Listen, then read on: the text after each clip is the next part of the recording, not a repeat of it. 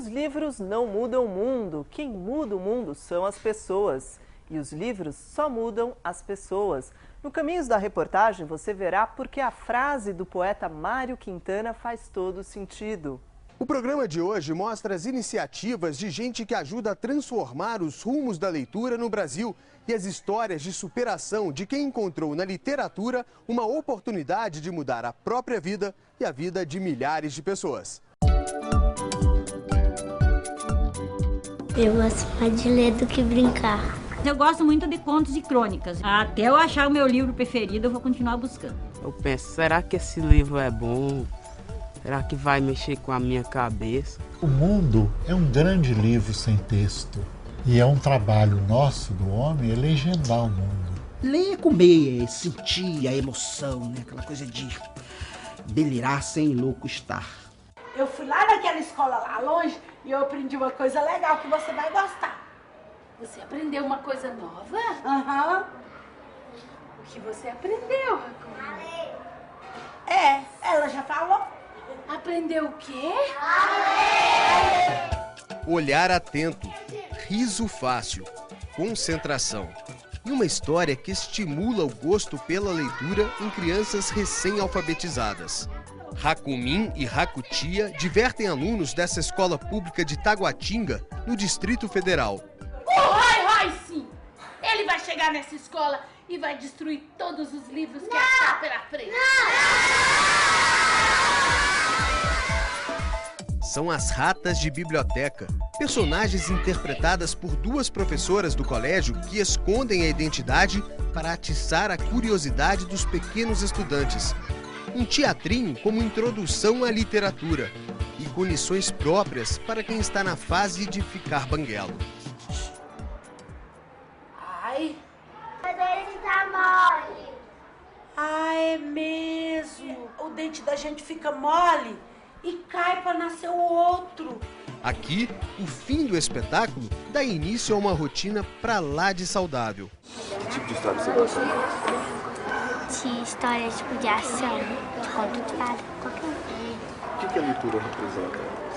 Ela ajuda a, tipo, você não praticar violência, você não fazer coisas erradas. E assim, com a vontade que não falta a quem acredita no que faz, Racumin e Racutia repetem as encenações e criam histórias há 12 anos. Eu vejo que todo e qualquer professor, independente de onde ele esteja no Brasil, ele é capaz de buscar dentro dele esse lado lúdico, seja com fantoche, seja com livro na mão, seja fazendo uma voz diferente.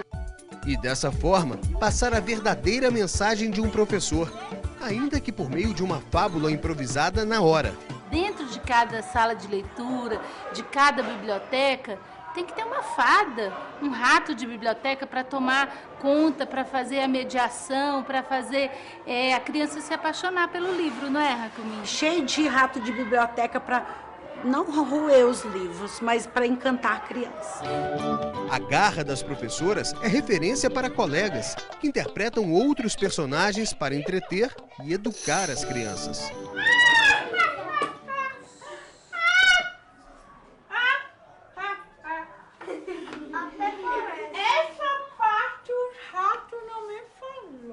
Que essa biblioteca ia estar cheia de menino catarrento!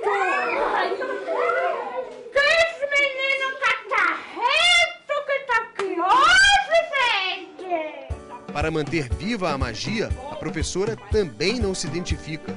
E como bruxa, faz da chamada Aula do Medo um sucesso. Quando de repente a porta do quarto se abriu.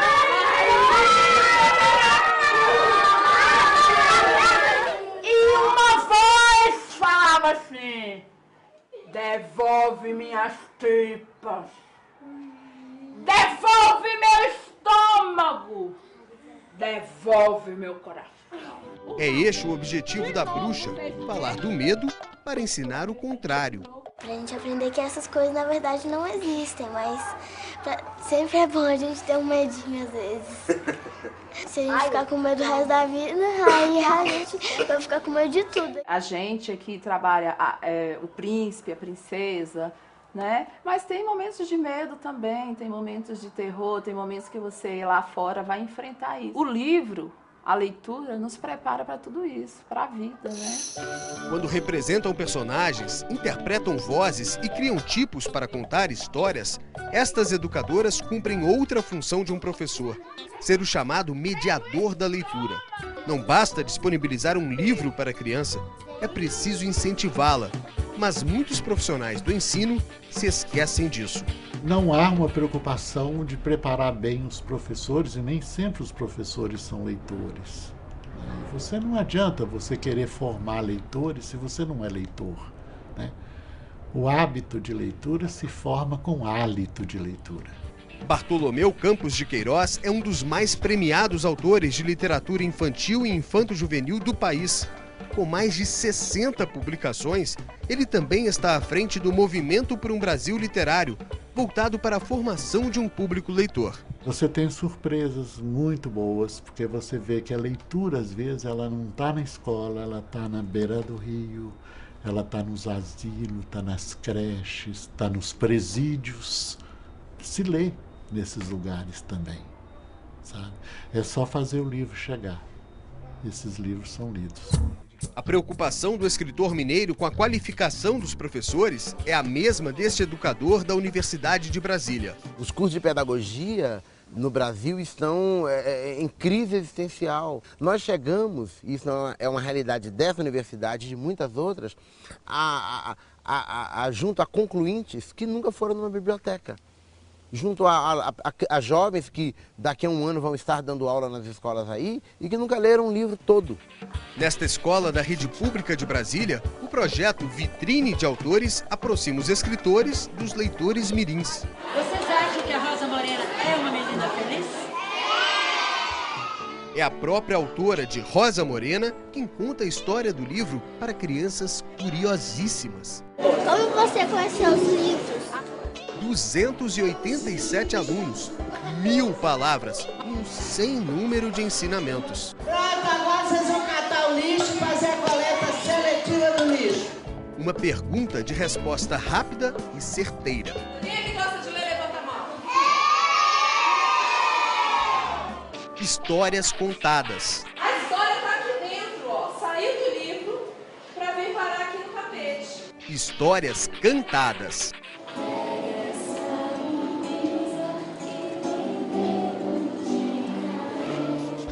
Os bichos do livro apresentados em forma de música.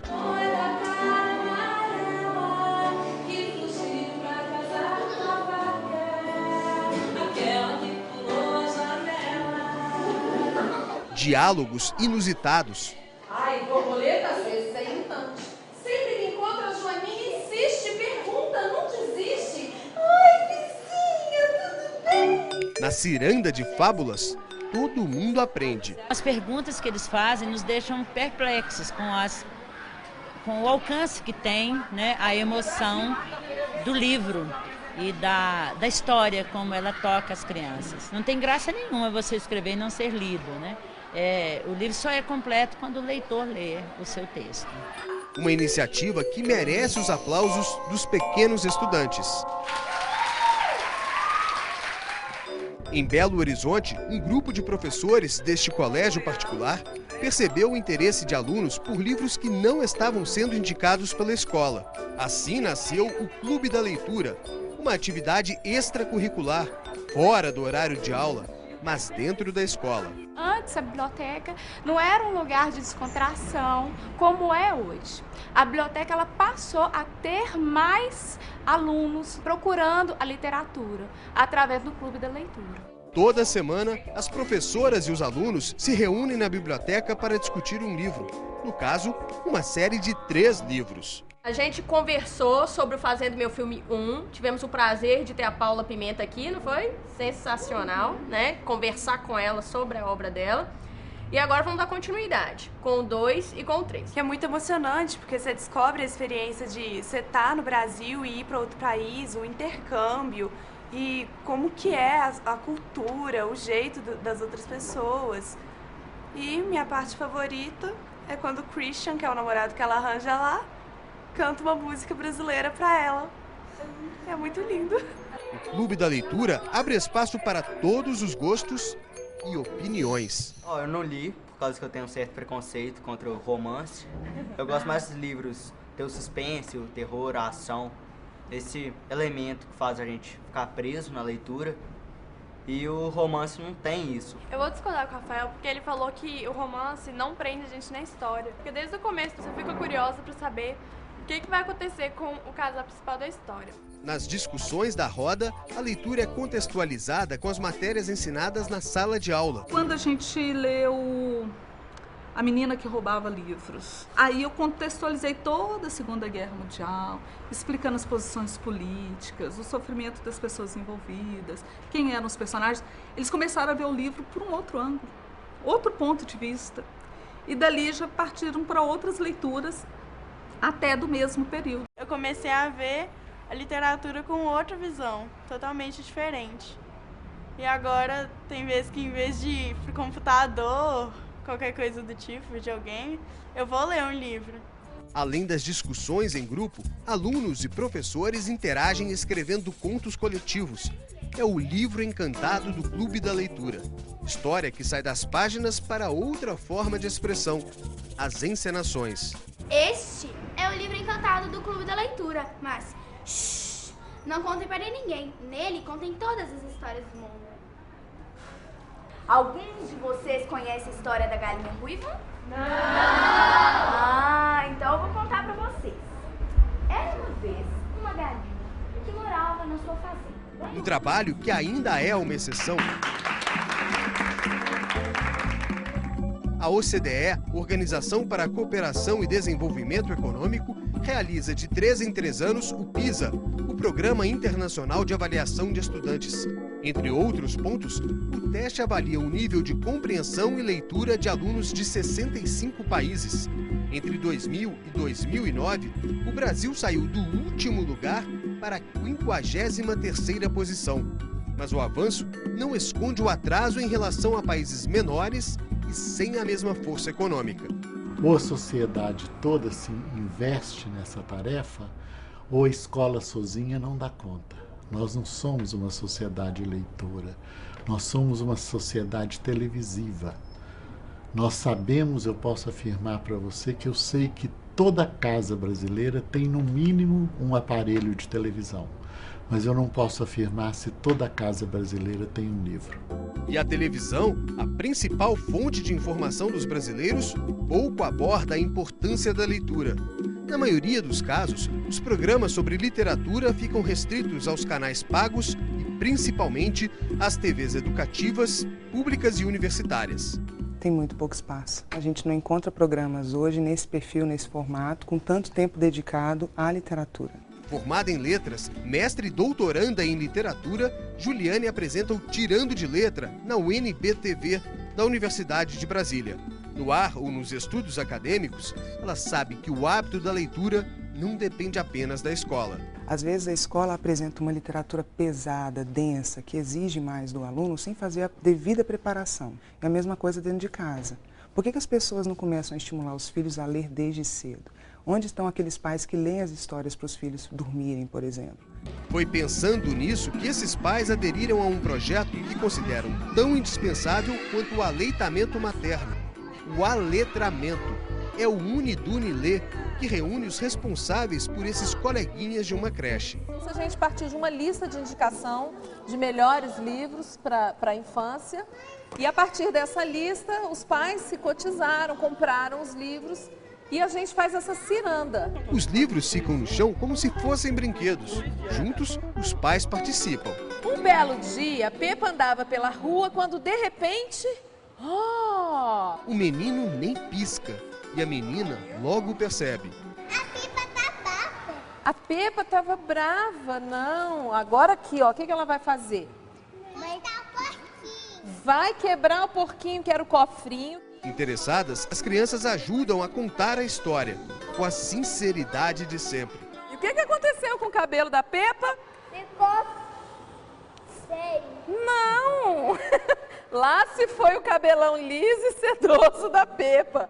É um projeto lúdico, feliz e que tem trazido a leitura para dentro do meu lar. Encantamento para os filhos e, por que não, para os pais também. Faz diferença para as crianças hoje em dia, exatamente é parar 5 minutos para poder prestar atenção numa coisa que não está objetivada numa tela de televisão ou na tela de um computador. Exercitar a imaginação. É o aletramento fraterno. Né? O aleitamento materno, o que é? É aquela doação à mãe, né? Então, assim, isso começa, eu acho que a leitura tem que começar bem antes do berço, né? Eu acho que tem que começar na barriga. No próximo bloco, vamos saber por que o Museu da Língua Portuguesa em São Paulo se tornou um dos mais visitados do país e os projetos que aproximam o público da leitura. Você vai ver ainda o caminho que as publicações percorrem antes de chegar ao leitor e a história do livro mais antigo do mundo.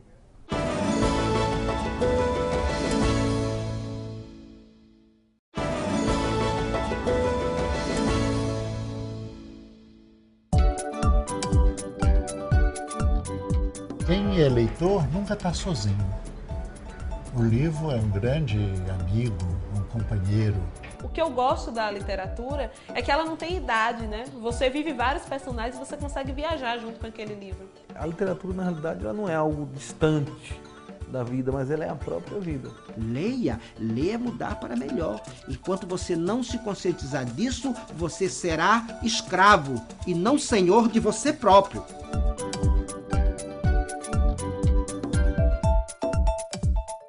A questão dos poemas, da literatura, a origem das palavras é bem interessante. Quem dera tivesse um museu assim em cada capital, em cada estado. Localizado no centenário prédio da Estação da Luz, o Museu da Língua Portuguesa faz crescer o gosto e o interesse pela leitura.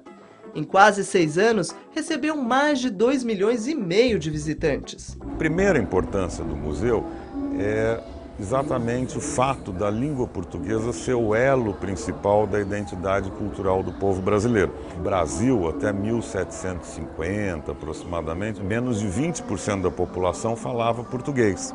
As pessoas usavam os idiomas nativos aqui, os idiomas indígenas, os idiomas africanos e a língua geral, que foi uma língua inventada, não é, que misturava um pouco dos idiomas nativos para que todos pudessem se entender. Na linha do tempo interativa é possível ver a evolução do português, que hoje é o 6º idioma mais falado no mundo, com cerca de 245 milhões de pessoas. Ele é um museu que trabalha a língua nos seus aspectos históricos, sociológicos, antropológicos. Por isso que ele é um museu muito gostoso, muito dinâmico, aliás, tão dinâmico quanto a nossa língua. Dinamismo que pode ser experimentado. Os recursos interativos do museu aproximam o visitante da língua. Através desse mapa, a gente consegue ouvir as diferentes maneiras de se falar o português em todo o Brasil. Aí ele disse, eu vou passar lá. Eu disse, tá bom, então tá. No Beco das Palavras, o visitante brinca com a criação de palavras, conhecendo suas origens e significados. Na grande galeria, uma tela de 106 metros de extensão mostra o uso do português no cotidiano e na história. E a literatura está presente nas exposições temporárias que acontecem no museu. Esta conta a vida e obra de Oswald de Andrade, um dos maiores escritores paulistas do começo do século XX. Eles fizeram assim, dentro de um só momento, toda uma vida, todas as obras, tudo que foi de mais importante na vida de Oswald de Andrade. Eu adorei. Oswald de Andrade foi escritor, revolucionário e filósofo. Já nos primeiros textos propõe o uso da língua longe da norma culta. Oswald tem um pensamento, vamos dizer, político sobre a língua que implica a ideia de que os erros contribuem, os chamados erros, ou seja, de que a norma culta não é a baliza para a linguagem poética, para a linguagem literária. E nada melhor do que conhecer Oswald através do depoimento da filha dele, a coreógrafa Marília de Andrade. A imagem que eu tenho do meu pai, mais do que eu lembro, é essa daqui, com esse sorriso tão espontâneo, essa comunicação tão fácil. Tarsila do Amaral, pintora do movimento modernista, casou com Oswald em 1926. o emblemático quadro Abapuru, de 1928, que em tupi-guarani significa o homem que come, inaugurou o movimento antropofágico nas artes plásticas. Ele foi pintado pela Tarsila para o aniversário do Oswald. Tarsila foi muito influenciada pelo Oswald e também ele por ela. Eu acho que foi o casal mais artisticamente mais forte, mais rico, foi Tarsila. O casal foi Tarsila e Oswald. Além das mulheres que foram muito importantes na vida e na obra de Oswald, há um conceito fundamental que acompanhou o escritor em sua trajetória, que é a ideia de antropofagia. Só a antropofagia nos une, socialmente, economicamente, filosoficamente. No mundo que a gente está vivendo, não existe nada mais perfeito.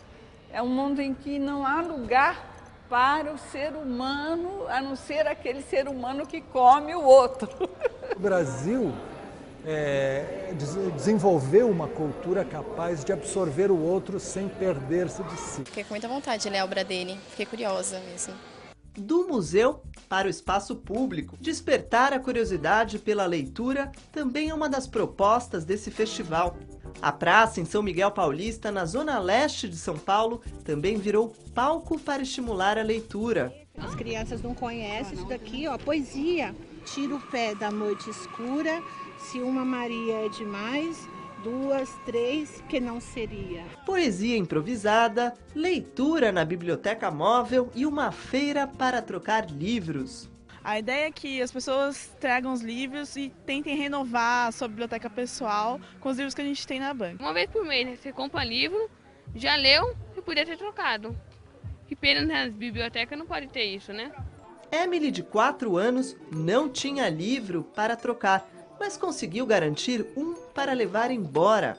E mostrou que gosta mesmo de histórias. Essa pãozinho vermelho, ela sempre fica lá, ela foi para a vovozinha, lá do doce, a mãe dela falou assim, filha, leve um docinho para sua avó, ela tá doente. 79% dos municípios brasileiros possuem ao menos uma biblioteca municipal. São menos de 3 bibliotecas por 100 mil habitantes. Com pouco acesso ao livro, a iniciativa da Biblioteca Móvel do SESC é extremamente importante. É um caminhão que leva mais de 3.000 livros para cidades e bairros que não possuem biblioteca. A gente tem tido em torno de 31 mil empréstimos por ano. Faz 2 anos que o BiblioSesc está em São Paulo e, em média, 100 empréstimos por dia nas comunidades carentes. Quero aprender a ler para ensinar eles também, porque eles também não gostam de ler. É praticamente uma obrigação. Na frente do mercado da região, artistas leram poemas que escreveram. Tive a impressão que o mar estava festejando só para mim. Depois, vi que era bobagem. Ele é muito grande para se preocupar comigo. Este foi o 6º ano do Festival do Livro e da Literatura no bairro. O livro precisa mudar as pessoas e o livro também ser mudado. Na verdade, assim, esse incentivo que o Festival de Literatura e este festival de livro, né, a troca, a venda, a doação, a circulação de livros tem promovido em São Miguel Paulista, tem exatamente trazido o incentivo à criação de novos escritores. E a intervenção mais inusitada é o Fruto Livro. 3.000 livros foram colocados nas árvores do bairro para que cada pessoa colhe o seu. As crianças aprendem a ler assim, que faz bem para ajudar a gente no futuro. A vida de Robson mudou depois que encontrou os livros. Quando na rua eu morava e ia à biblioteca livro buscar, senti que todos me olhavam por 2 sacos que eu carregava. Um era de cobertor e outro de latinha que vivia a juntar. Por isso eu comecei pensando como poderia essa situação mudar.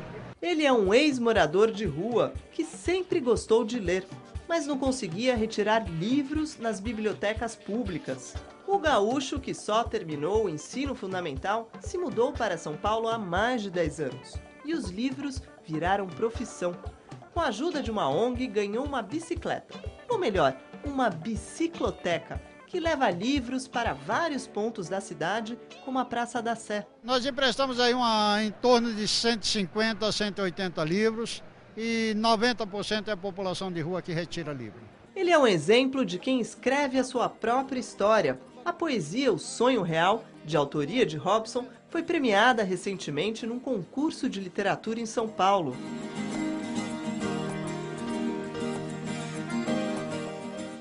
E da atualidade aos tempos mais remotos, contar histórias sempre foi uma preocupação da humanidade.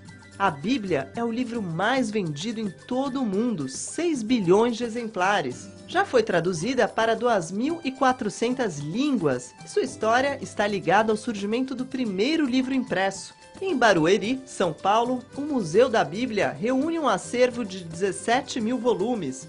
Há exemplares raros e até a menor Bíblia do mundo. No meio de tantas histórias, o que mais chama atenção aqui é essa Bíblia escrita numa única folha. E que por isso, para ler, é necessário usar essa lupa. A gente brinca dizendo que isso é coisa de serviço secreto. De fato, se a gente olha como pode caber tanta coisa num simples chip, como pode caber tanta coisa num simples cartão de celular ou num stick de memória, né? Aqui realmente houve uma superação em termos gráficos. Hoje, mais de 770 mil palavras cabem numa única folha. Mas a história da escrita e do livro mostra que demorou muito para chegar aí. Inicialmente, se usava um papel feito com fibras de uma cana, um junco, e sobre ela se escrevia com tinta extraída de plantas. Então, para preservar o texto, para que o texto chegasse a outra geração, começaram a surgir os copistas. Primeiro sobre papiros, depois sobre pergaminhos. Esse é o formato imaginado dos livros, então. No século XV, o inventor alemão Gutenberg criou a forma moderna de impressão de livros, a prensa móvel. E se no início o livro era artesanal, hoje a produção é industrial. Aqui, num dos maiores parques gráficos da Grande São Paulo, o volume diário de papel é de 80 toneladas, o que representa 150 mil livros impressos por dia. Depois da primeira prova, o livro tem um caminho a percorrer. É impresso numa chapa de alumínio e cada chapa contém 16 páginas. Todo o conteúdo do arquivo, do livro, do arquivo lá em digital, ele vai gravar na chapa de alumínio, que é um suporte de alumínio, que seria isso daqui, ó. As chapas são colocadas em 2 tipos de impressoras. Aqui é onde nasce o livro. Essa máquina dá o acabamento final, onde as páginas são coladas, ou seja, ele ganha uma forma e uma cara. Ou melhor, uma capa.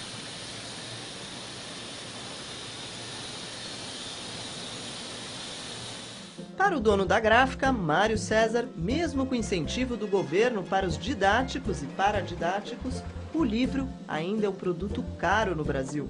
O preço do livro, entre a saída da doca da gráfica, aqui atrás, e a disponibilização dele na livraria, é multiplicado por 5 ou 6.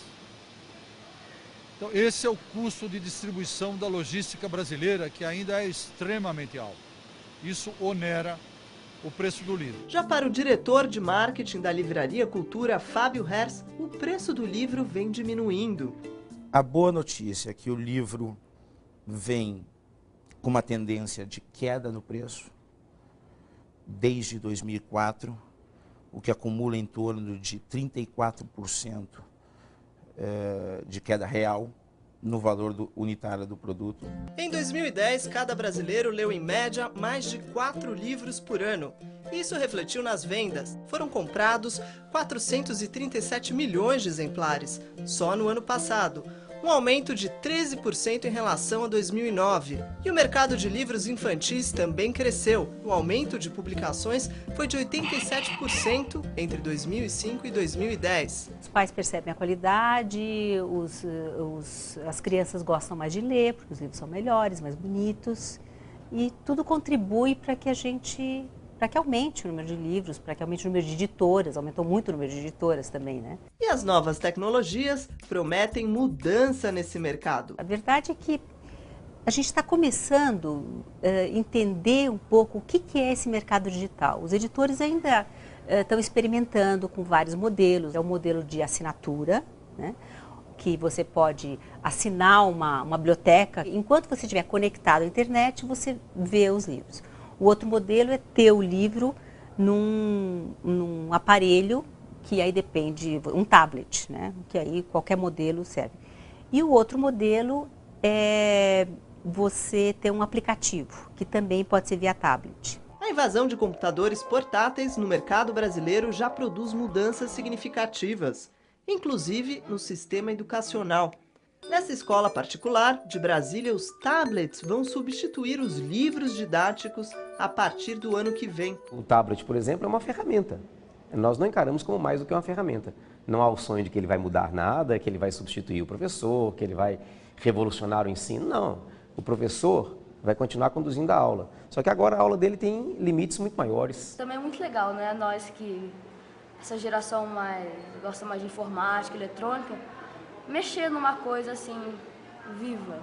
Em um único computador, cabem vários livros didáticos e literários, acesso a qualquer informação e até a possibilidade de mudar as páginas virtuais. Tudo ao alcance das mãos. Não importa o suporte, não importa se o texto está na tela do computador, se está no iPad, se está no iPhone, aonde que tiver esse texto. Se o texto é literário, é bom que leia em qualquer lugar. E se a tecnologia é um facilitador e uma tendência em muitos lugares do país, ela ainda não é uma realidade. Em compensação, o esforço e a criatividade de apaixonados pela literatura incentivam o hábito da leitura em borracharias, postos de gasolina e até presídios. É o que você vai ver daqui a pouco.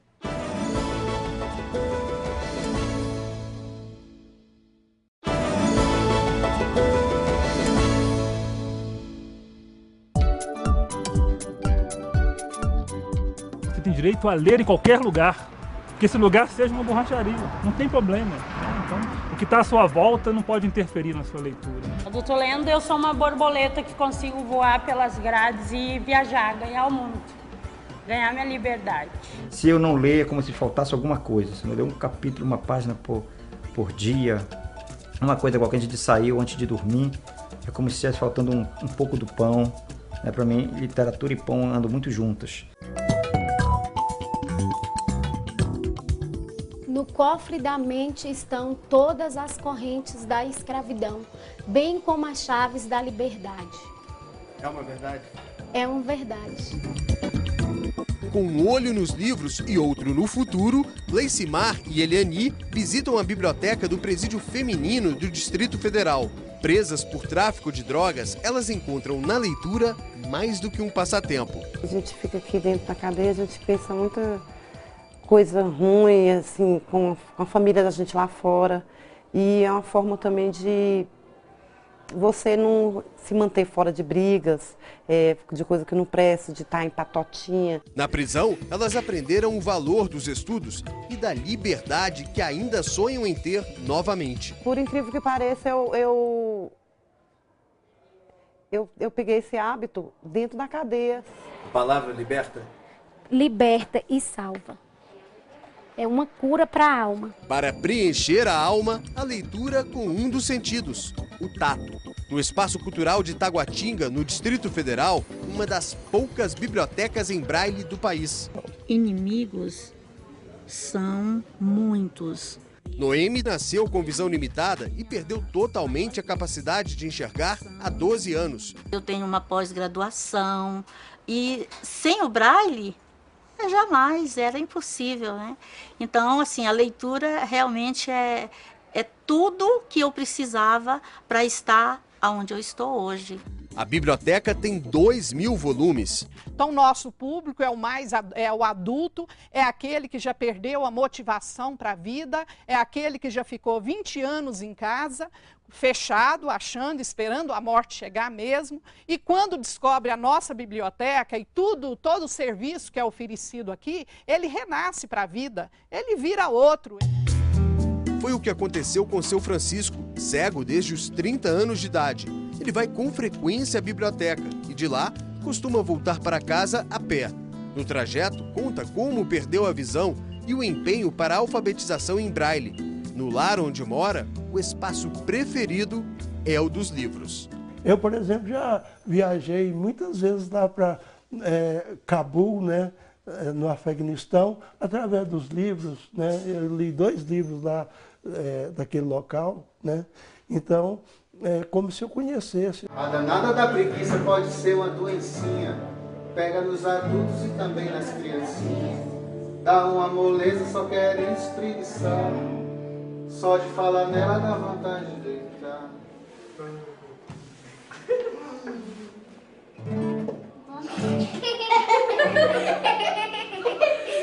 Há 5 anos, sem preguiça, este grupo se dedica a levar leitura a crianças e adultos que muitas vezes não têm acesso aos livros e a comunidades onde faltam bibliotecas.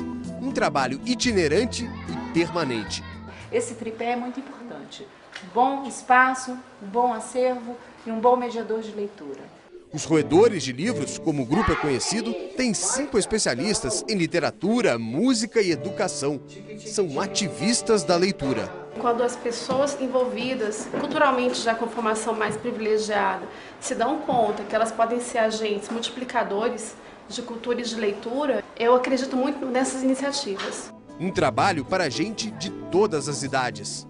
A interpretação ficou muito melhor e tô tirando nota boa na escola. E por que a leitura é importante? A gente aprende palavras novas, aprende mais a ortografia, aprende mais a falar palavras e a gente aprende novas histórias. Quem pode ser? Quem é que usa esta roupinha? Chapeuzinho. Chapeuzinho o quê? Falada, escrita ou cantada. O que vale é a palavra. O que cada uma pode ensinar. Sabiá na gaiola fez um buraquinho.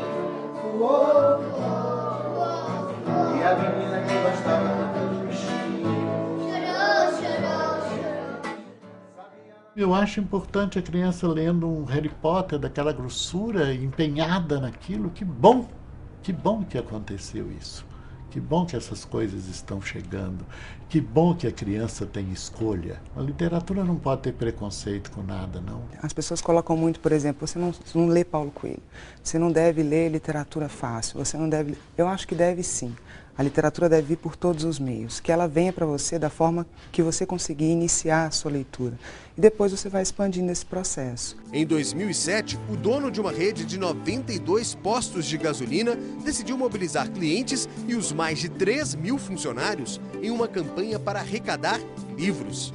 Até hoje, foram 2 milhões de exemplares distribuídos em 100 bibliotecas montadas pela empresa em lugares como o presídio que vimos há pouco. Eu pago meus impostos, estou esperando pelo governo, que não é por aí. Nós temos que ajudar realmente. Rivelino trabalha na empresa há 15 anos. Começou dentro de um posto de gasolina, até ganhar posições importantes. Vários começaram a estudar. No meu caso, além de estudar, comecei a fazer um curso superior.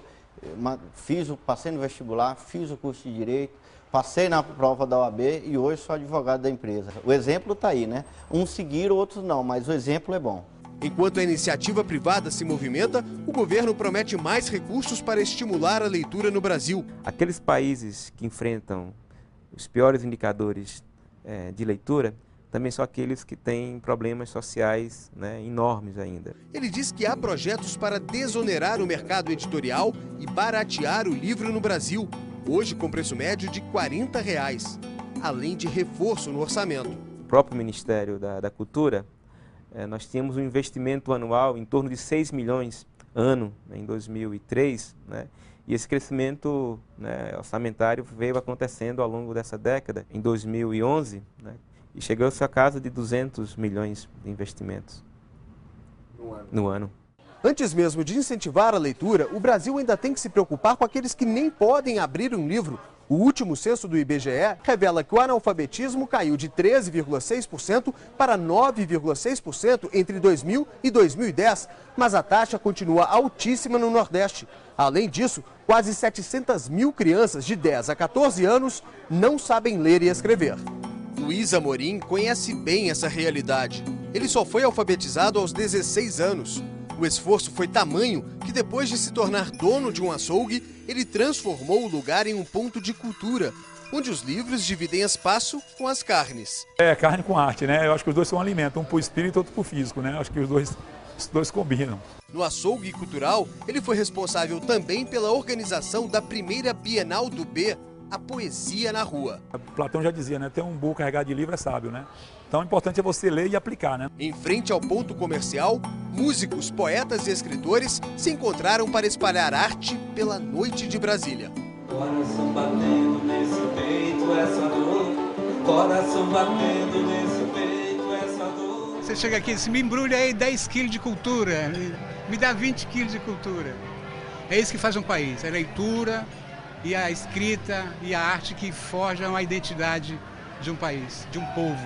Anônimos, muitos autores da capital federal tiveram a chance única de estar em contato direto com o público.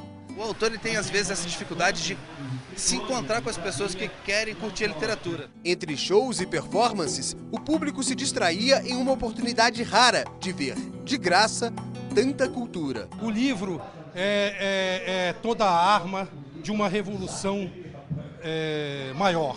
Avô e neto curtiram juntos a noitada de letras. O menino sabe direitinho por que a leitura é tão importante. Para aprender e não ficar burro. Concorda com ele? Com certeza. Anônimos e famosos.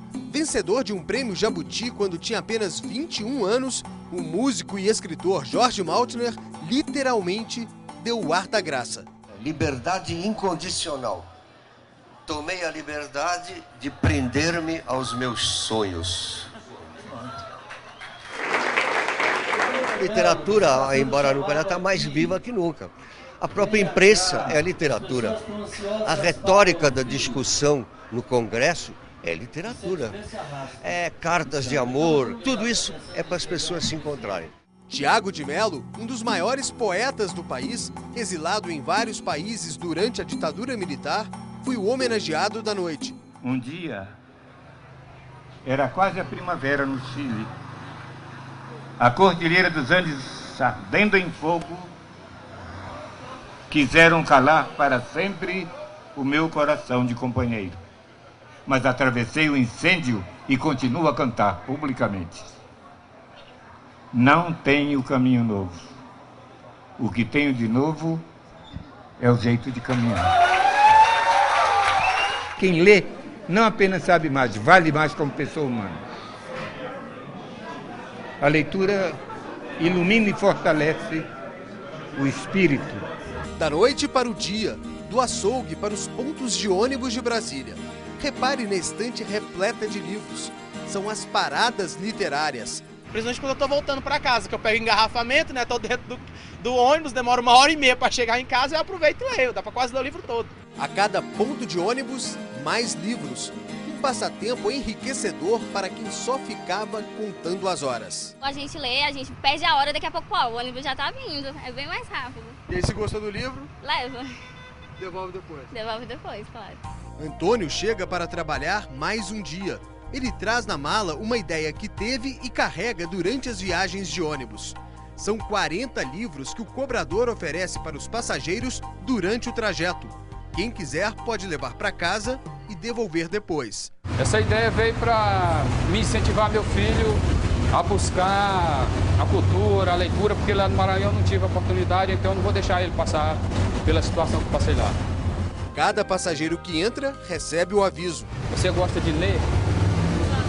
Como tantos outros passageiros, ela senta e olha as opções.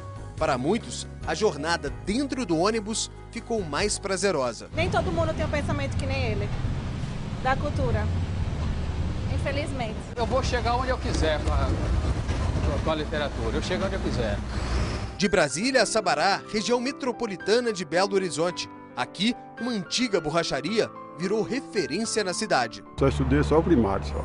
O borracheiro, que não pôde estudar, chamou o filho para trabalhar com ele, até que veio de Marco Túlio a proposta de instalar no local um projeto inovador, com uma biblioteca para a comunidade carente. Vim trabalhar com meu pai na borracharia, né, completo agora 10 anos, e eu vi que a comunidade já interagia com a borracharia, né, porque o pai compra jornal todos os dias, o pessoal vinha para ler jornal.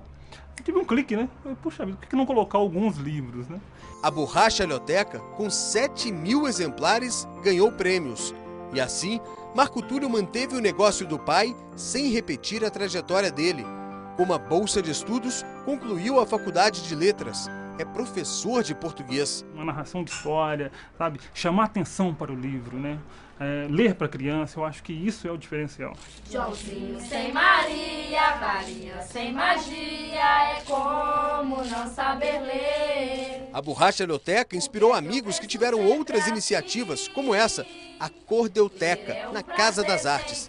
Que tal fazer um cordel para ensinar? Ele é preto de verdade e voa bem para chuchu. Adora comer carniça, come qualquer bicho cru. Dizem que ele é gorento, mas não é bicho nojento. Esse bicho é o ururu. Eu escrevi que o Dom Quixote em cordel, então tá uma linguagem popular bem bacana. A pessoa que não conhece o Quixote no original, quando lê o cordel, vai se interessar e vai procurar o livro no original. Para emendar o que está torto, basta não ter cera nos ouvidos e escutar nas feiras e filas.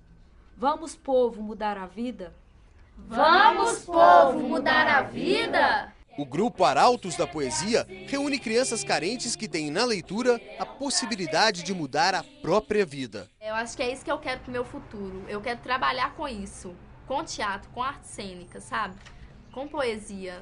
Uma cidade que cresceu em torno da produção de minério, berço de 2 gigantes brasileiros, a Companhia Vale do Rio Doce e o homem chamado simplesmente de nosso poeta maior.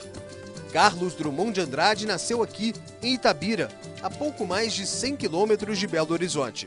Se a obra não tiver a sua divulgação, se o autor não permear no seio da sociedade, esse ponto ele vai se tornar morto. Não se deve ao acaso que a cidade cercada de ferro gira em torno do poeta. Estátua, fundação cultural e um memorial. Eu vejo que nós temos que recuperar a memória. No memorial estão objetos pessoais, como a camisa da Mangueira, campeã do Carnaval Carioca com o samba enredo em homenagem a Drummond, e os 800 livros doados por ele, muitos com preciosas dedicatórias de amigos ilustres, casos de Mário Quintana, Oscar Niemeyer e Juscelino Kubitschek. Muitas vezes as pessoas assim não têm esse hábito ou não conhecem por não se darem a chance mesmo. Então a gente quer que elas conheçam um pouquinho e que no mínimo saiam daqui instigadas a abrir um livro de poesia, a ler. Nas trilhas de Itabira, o Museu de Território Caminhos Drummondianos. São 44 placas como essa que resgatam a relação de Drummond com a cidade natal e estão por toda parte. As placas foram colocadas nos locais citados pelo poeta. A ideia de um museu a céu aberto permite ao turista visitar os lugares que marcaram a infância e a adolescência de Drummond e que serviram de inspiração para ele. É o caso do poema Ausência, dedicado ao Pico do Amor, ponto mais alto de Itabira, onde fica o mirante da cidade. A descrição de lugares, pessoas e sentimentos. Versos encravados no ferro fundido, os 2 símbolos da cidade em áreas públicas, para todo mundo ver. Cada placa-poema pesa 240 quilos e permite um passeio lírico por Itabira. Pode levar, inclusive, à casa de Drummond, onde o poeta foi criado e onde os Drummondzinhos se reúnem para ensaiar. E agora, José? A festa acabou, a luz apagou, o povo sumiu, a noite esfriou. E agora, José? São adolescentes que têm incentivo financeiro para levar a obra de Drummond ao grande público. Recebem a Bolsa Cultura de meio salário mínimo por mês. Eles se apresentam juntos. Sua incoerência, seu ódio. E agora? Com a chave na mão, quer abrir a porta. Não existe porta! E também se apresentam separadamente. Há alguns anos, vivi em Itabira, principalmente nasci em Itabira. Por isso sou triste, orgulhoso, de ferro. Acho que eu gosto mais de Drummond, é a forma dele de ver mesmo. Acho que também a forma como ele se expressa, falando de coisas tão simples e que às vezes explica muito o que a gente mesmo sente. Mesmo essa altura do tempo, um tempo que já se estira, continua em mim ressoando uma canção de Itabira. Em diversos poemas, Drummond fez referências à casa, lembranças da mesa da sala e do jardim criado pelo irmão. Há uma estrela no pátio, uma estrela de rosa e de gerânio. Mas seu perfume não me encanta a mim. O que respiro é a glória de meu mano. Eu tento ler de 2 a 3 livros por mês, assim, mais ou menos, para treinar dicção, escrita também. O que a leitura oferece, ninguém mais pode tirar. Um patrimônio que não se perde, uma lição para a vida toda.